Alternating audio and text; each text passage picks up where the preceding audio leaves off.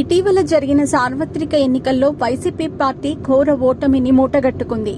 ఈ ఎన్నికల్లో టీడీపీ కూటమి ఘన విజయం సాధించిన సంగతి తెలిసిందే. 175 అసెంబ్లీ స్థానాలకు గాను ఏకంగా 164 ఎమ్మెల్యే సీట్లను కైవసం చేసుకుని చరిత్ర సృష్టించింది.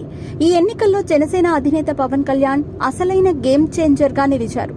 పొత్తులో భాగంగా జనసేన పోటీ చేసిన 21 స్థానాల్లోనూ అభ్యర్థులు విజయం సాధించారు.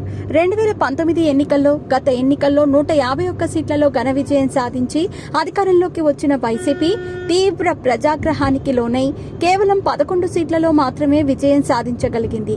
2019 ఎన్నికల్లో 22 పార్లమెంటు స్థానాలను గెలుచుకున్న ఆ పార్టీ ఈసారి 4 పార్లమెంటు స్థానాలకు మాత్రమే పరిమితమయ్యింది. ప్రభుత్వ వ్యతిరేకత, ప్రజా ఆగ్రహంతో వైసీపీ కంచుకోటలు కూడా బద్దలయ్యాయి.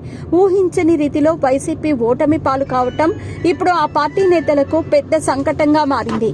ఎన్నికల్లో ఓడిపోవడంతో చాలా మంది నేతలు పార్టీ మారేందుకు రెడీ అవుతున్నారంటూ ప్రచారం జరుగుతోంది. ఈ క్రమంలోనే మాజీ మంత్రి రావెల కిషోర్ బాబు వైసీపీకి రాజీనామా చేశారు.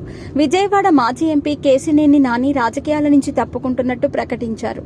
నటుడు ఆలీ సైతం రాజకీయాల నుంచి వైదొలుగుతున్నట్టు ప్రకటించారు.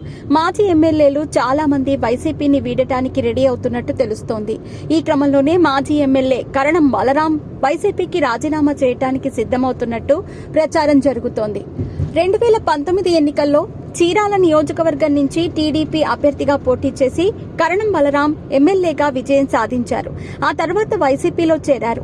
మొన్నటి ఎన్నికల్లో చీరాల నుంచి కరణం బలరాం కుమారుడు కరణం వెంకటేష్ పోటీ చేసి ఓటమి చెందారు.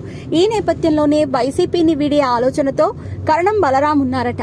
వైసీపీలో కొనసాగుతూ ఇబ్బందులు పడే కంటే పార్టీ మారితేనే మంచిదనే అభిప్రాయానికి కరణం వచ్చారట.